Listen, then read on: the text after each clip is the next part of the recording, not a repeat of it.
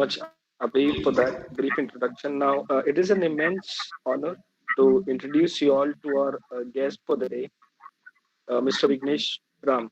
Sir is recently Division Intelligence Services Management President in Covins. Now, Covins is an Indian defense company focused on risk analysis and knowledge analysis, etc. services like that. Also, Sir has held various positions like political consultant, political research analyst with Scalet, which is a startup incubated by PayPal. Sir has also been assistant professor in the Department of Geopolitics and International Relations with Manipal University. Sir has done various internships, out of which the two major internships are with National Institute of Advanced Studies and Press Trust of India. Sir holds a doctoral geopolitics and IR with a thesis titled Extra-Regional Powers and Geopolitics of Southeast Asia, Case Study of ASEAN. Sir has a vast experience in the field of research and analysis, and I welcome Sir on behalf of the whole Thank you. team at Internationalism. I hereby request Sir to throw light on today's topic, legality and power in the international relations. Assess China's claim on the South China Sea and enlighten the audience. Thank you so much, sir. You may start with the session. Okay, I think that was a cue for me to start, so I won't take much time. Thank you so much. First and foremost, let me thank Internationalism and Global Law Assembly for such an initiative. It's refreshing to have new ideas, new faces, new views, and new people discussing such complex and important issues. It's a good break from the usual that we see around these strategic circles, and I congratulate you for that. Before I start, I would like to speak a little bit about Covents. As it was mentioned, Covert Intelligence Solutions or Covents is a company based in Bangalore. And as Sahil rightly said, I had a project on political risk and intelligence services management over there, Prism. Within this, we deal with analyzing and customizing solutions in geopolitics, geoeconomics, socio-economic, and socio-political risk areas for businesses and those others who are interested stakeholders in this area. Today, there are two operational concepts which we have identified in today's theme for discussion. One is power and the other is legality. And both of these concepts have a derivation from commonly understood Western conceptualizations. Now, power has been a central aspect of international relations and has been structured as the basis of our interaction with what we see in Western international relations theory. For years, there has been a continuing debate actually among the community, at least those focusing on theory within international affairs, as to why is there no international theory from Asia, deriving largely from the cultural aspects or the behavioral aspects that we see either from the established civilizational, either from the Indian subcontinent or from China, for that matter, or from Southeast Asia. Now, while there are by now a lot of studies on decision making in international relations, understanding the cultural components of interactive behavior is especially important. So that said, our topic for today gives us a lot of perspective to ponder upon these areas. And the South China Sea has been in the news since probably when we can imagine. And dissecting the issues here, we'll go forward to our presentation, and I'll just put it across, and we should be able to go ahead with that. Yeah, just give me a moment. I'll just put on the presentation.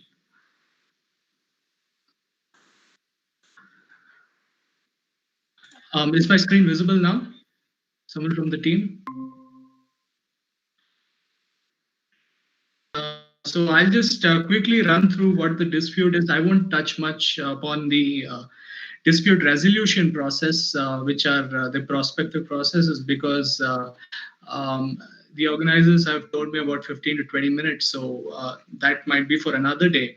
But I will touch upon looking at how the violation of international law has happened in this in terms of China's claims, and how we are looking at the concept of geopolitics and power within this So the South China Sea dispute, is it a dispute which has no end? So that is probably what we would understand if you looked at the map on the left hand side. If you look at it very clearly, you can see that there are overlapping claims among the seven claimant countries, which also includes Taiwan.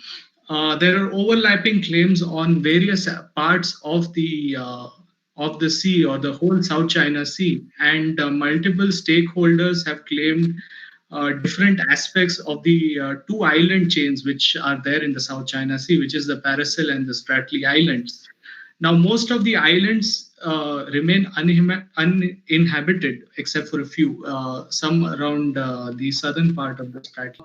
Countries have pursued by building various structures, airports, placing all sorts of weaponry on many of the islands in the South China Sea, and also populating the islands in a way, or placing soldiers on the island by asserting in a way in which they can assert their rights. Now, what are China's claims in the South China Sea? And this becomes very important when we're talking about a dispute and the geopolitics behind it. Now, if we look at China's claim, China not only claims the islands but claims the whole of the South China Sea, and which is denoted by something known as the nine dash line. As you can see in the right hand side on the map, there are nine green colored lines, and that denotes China's whole claim in the South China Sea. And the first probable known aspect of when this was mapped was in 1914, and by a cartographer named Hu Jinxie. And historically, there were 12 lines in the South China Sea denoting China's claims, but two were erased in the early part of the 1950s. This includes also the Paracel Islands, which China took by force from Vietnam after 1974, and also the Spratly Islands, which are there closer, which is much more hotly disputed at this point of time. Now, what can be the motivation sources? Oil and natural gas. This region is extremely rich in both.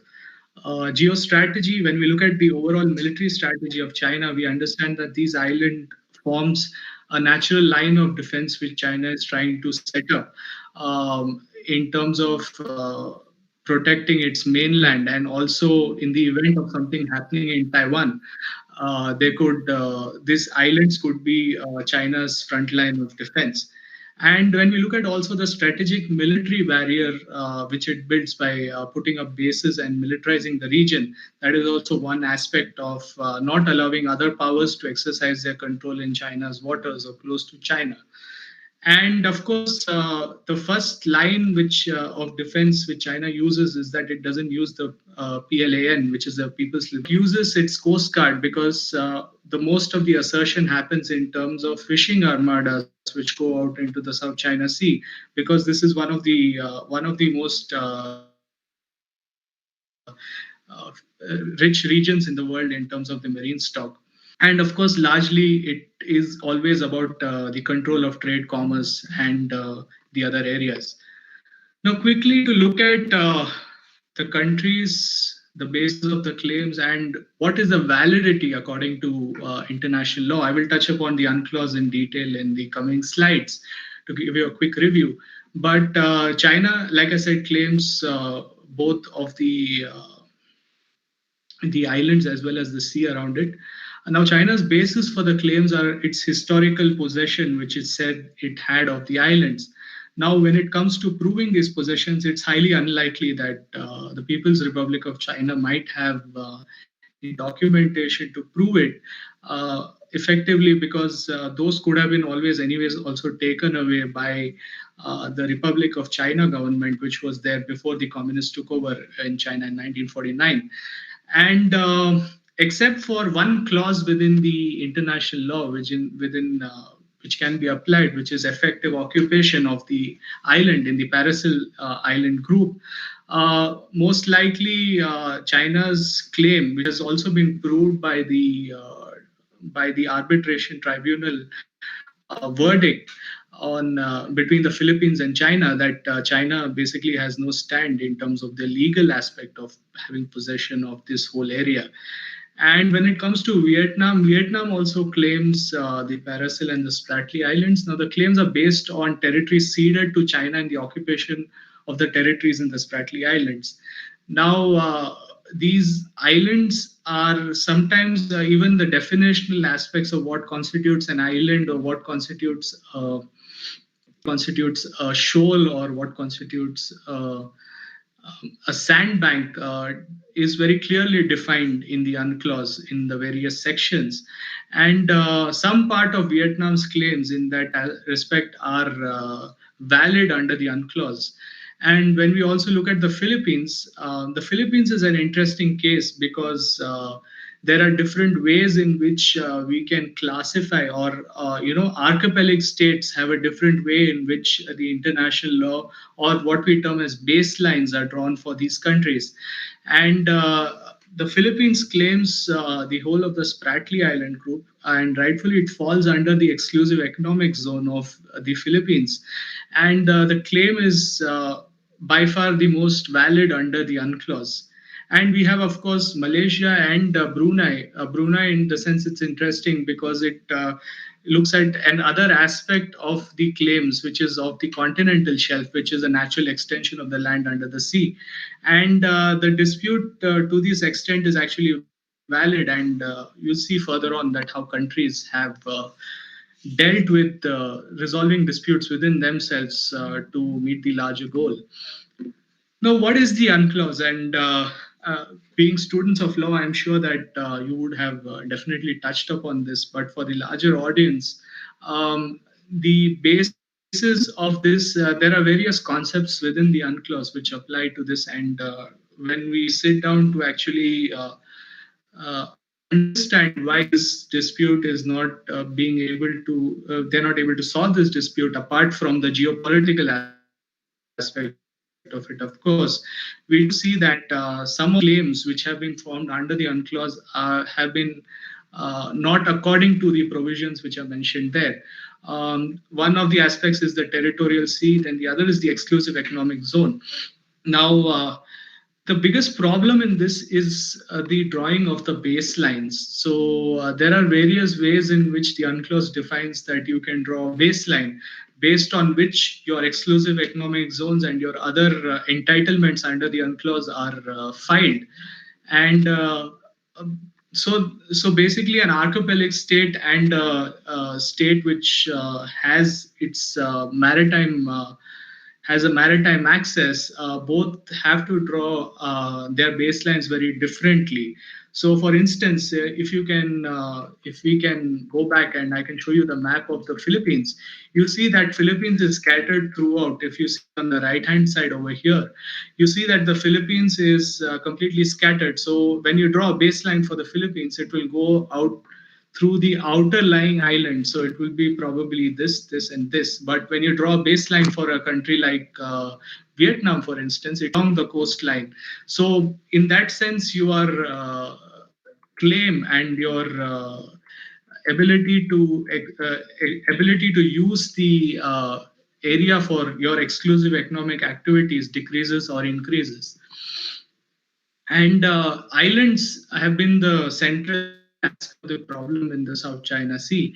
And the Article 121 of the UNCLOS very clearly defines what is an island.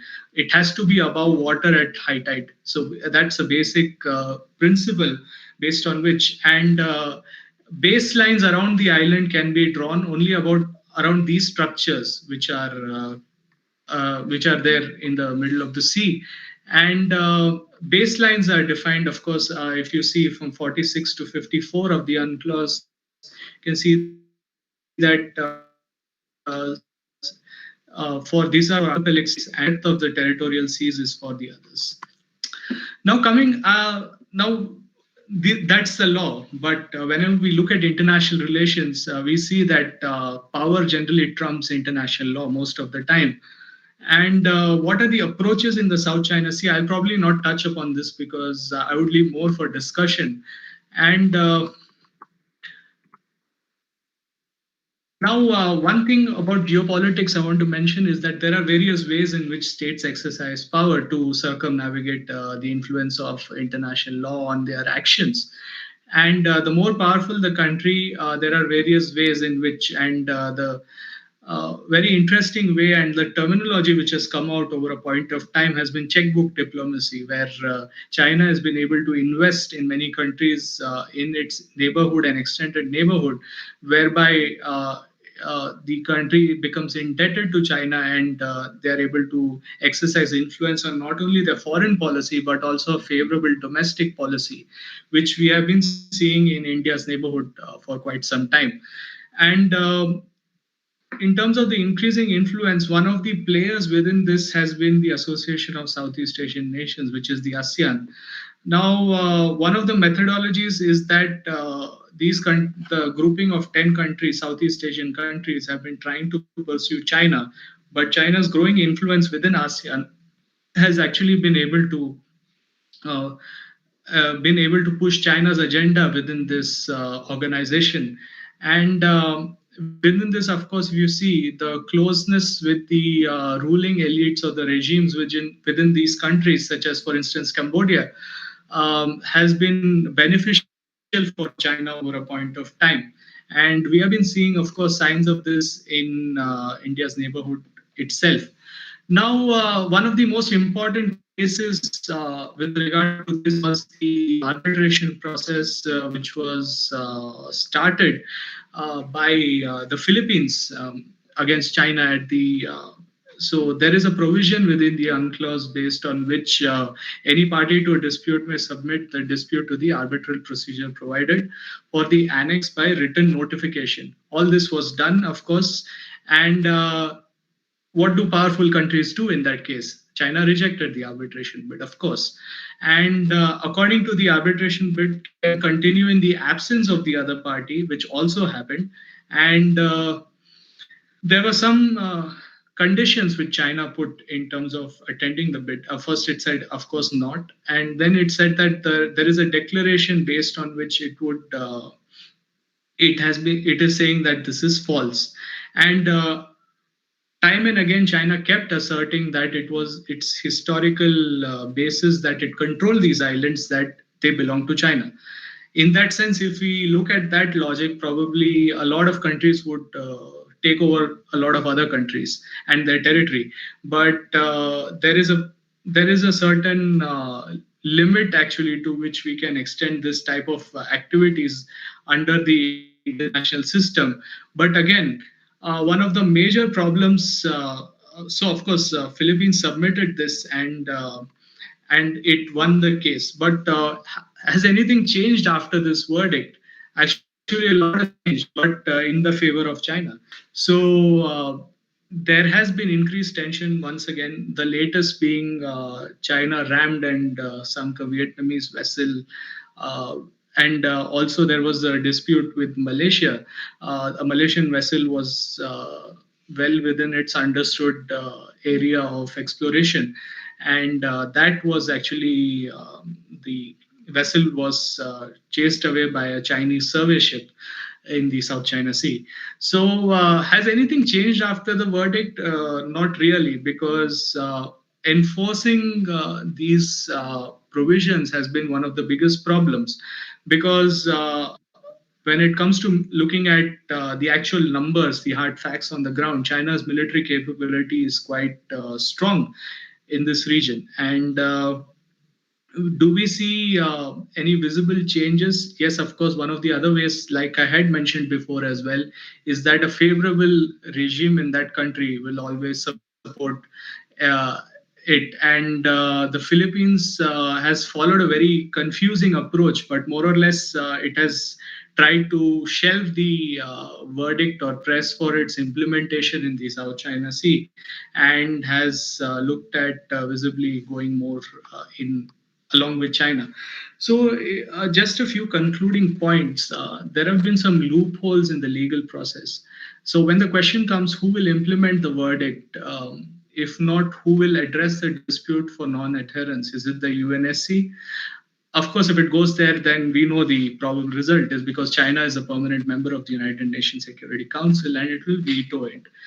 And if you look at the international pressure on China, maybe in the post COVID world, it's a very different scenario because right now, many of the countries, Western or non Western or fence sitting countries, have found it very easy to actually come together and pressure China into positioning itself. And domestically, also, the changes in China, we see that a lot of that domestic pressure, which is on the Chinese leader right now, is spilling out as a lot of tensions in different parts, including China's eastern seaboard neighborhood, whether it's in Taiwan or whether it's in Hong Kong. And we are seeing the same problem.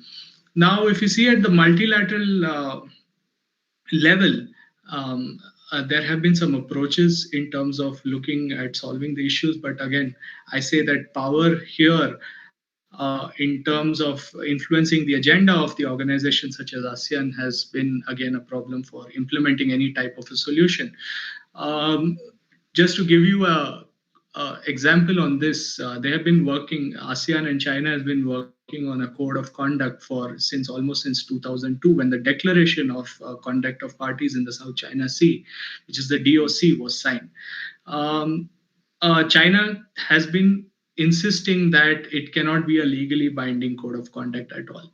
So unless it's legally binding, there is no guarantee that any country will follow. And goodwill, for most of the time, has very little place in international relations. So. So with this, I think I will conclude this, and probably if there are any questions, I'll be happy to take them. Yeah, thank you.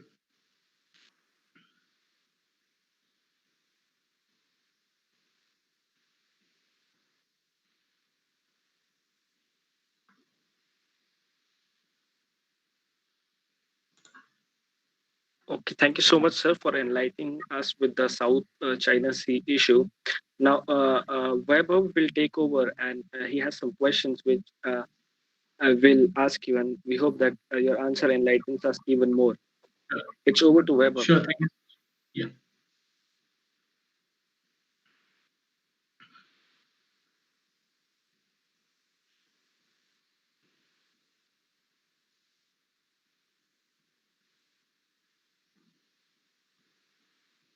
hello.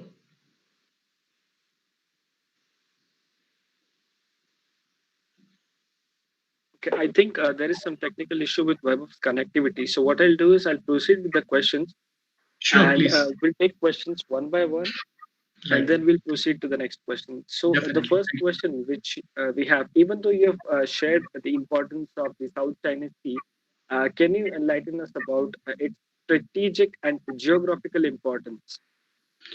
Right. So initially, if you see, the first thing is what we term as sea lines of communication, where sea lines of communications are basically the energy and trade superhighways of the oceans. They are trade routes which carry goods, resources between, let's say, in this aspect, in this context, it's between East Asia and West Asia. West Asia being the resource producing region, and East Asia and South Asia, including India, being the consuming region. This The South China Sea especially is very important for China in terms of the economic value. One. The second thing is, of course, when we look at conceptualizations of how China is viewing security, we do understand that they have different lines of defense in terms of their naval strategy. And for one, that naval strategy entails something known as island chains. And South China Sea forms the first island chain in the approach towards the Chinese mainland. So it acts as a very important barrier in terms of stopping any type of an assault against China in terms of a dispute which happens. The third point about its strategic importance of the South China Sea is, of course, the resources. Um, and that has been also one of the factors why countries repeatedly see an opportunity and change the stand. A good example of that is the Philippines, which has its own agenda in terms of energy resources it requires for an economic outlook, which it is projecting. And the resources in the South China Sea probably will be very helpful for China, for the Philippines. And same goes with China. And for China, more or less, it's also about the marine resources or the fishing, which is available in the South China Sea. So I would say those are the strategic aspects of why the South China Sea is important. Okay, thank you, sir. Now, with the second question is, as we know, Taiwan did have, a calm, relation with China at a point of time. However, with the turbulence created by COVID-19 and the support received by the USA, what stand do you think Taiwan will take against China?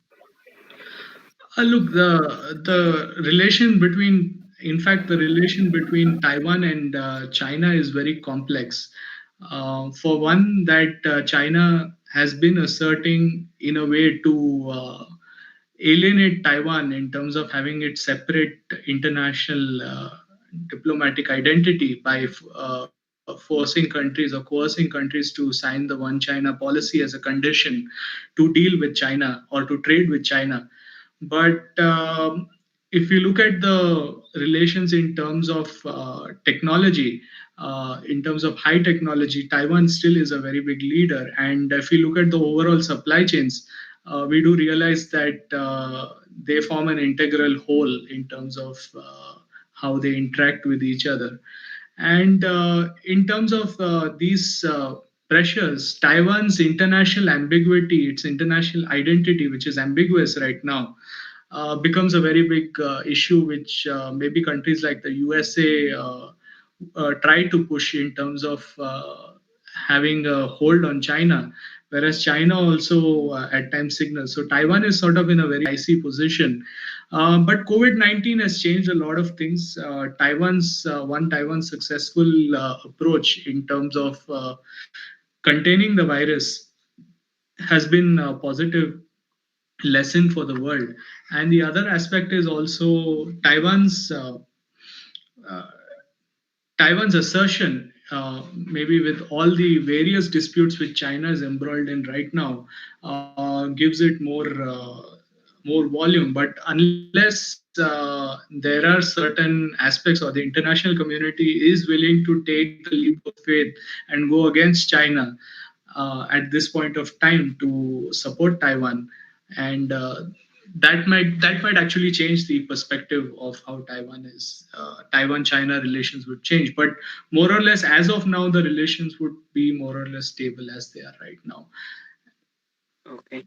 Now the second question goes like, we do know that recently, 2 or 3 months back, the Chinese authorities have renamed around 80 islands in the South China Sea, and Vietnam, in response to that, has lodged a complaint with the UN. Now, a question still arises: what stops the UN from taking cognizance of this and issuing firm orders? Look, when an organization like the UN has so many diverse views, and the relations between countries are have increased due to what we term in international relations, also to an extent on complex interdependence between them.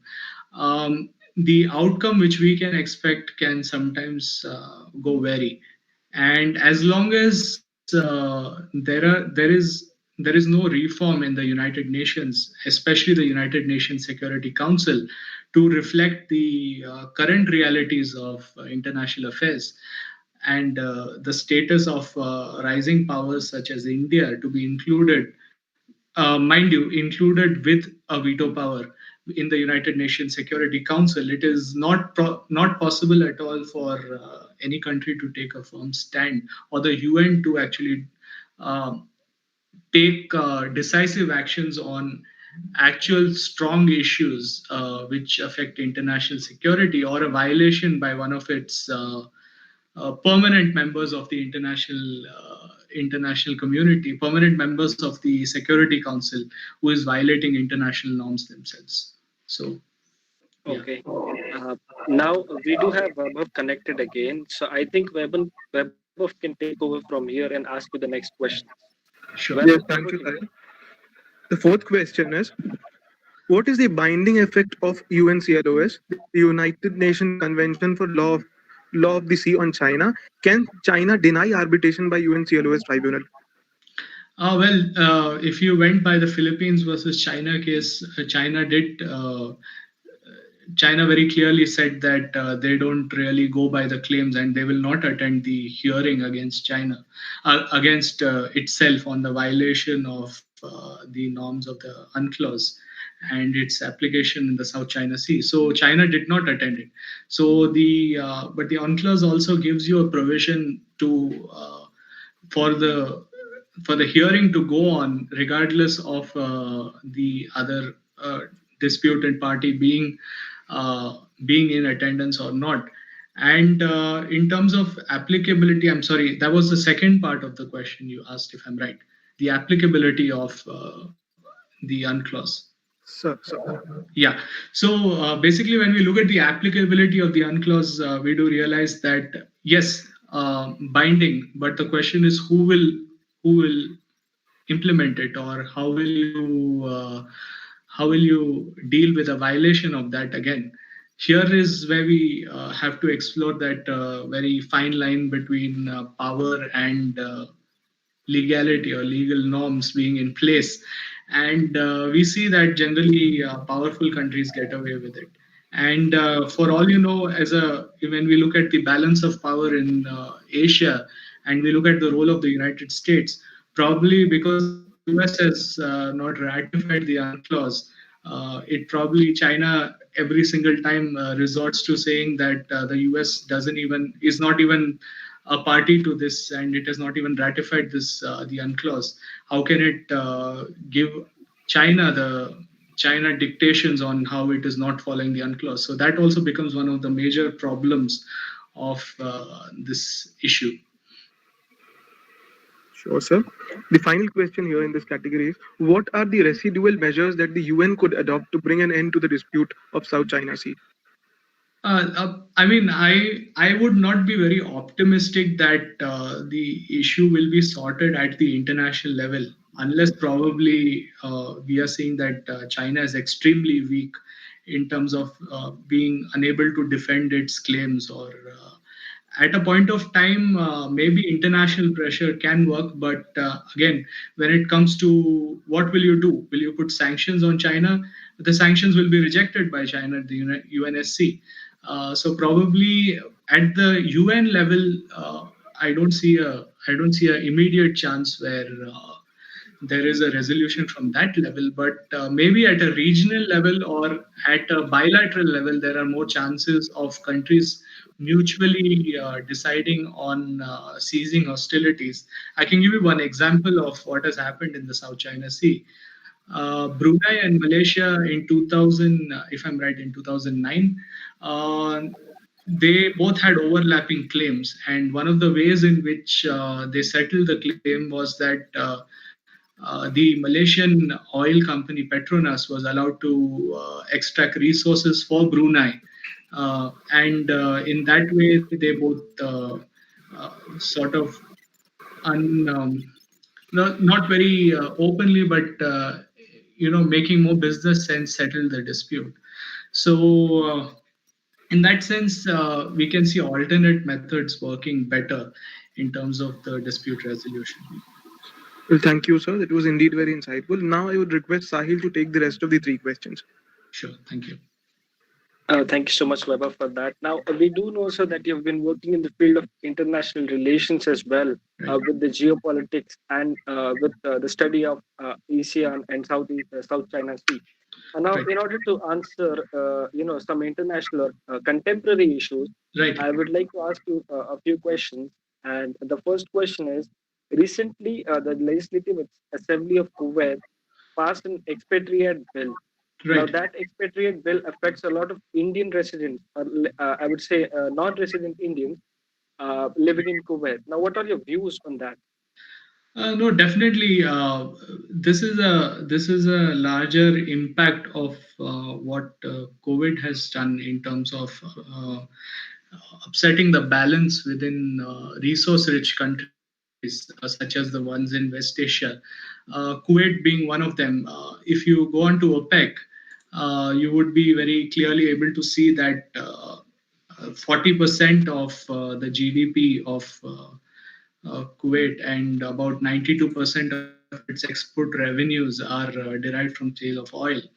And definitely, with the plunging prices, and prices have not been so favorable for many of the countries. And as you know, that oil prices, not all countries can maintain a uniform oil price, and OPEC, though it regulates it, it need not really cater to the needs or domestic needs of many of the countries. And COVID-19 has, because of the falling demand, has played that role. And definitely, the first line of actions which countries which are heavily dependent on that would take is to restrict or to give more cushioning to its domestic population. And that is probably what is happening in Kuwait at this point of time. And definitely, it's going to have a huge impact on India because of the huge population which is there.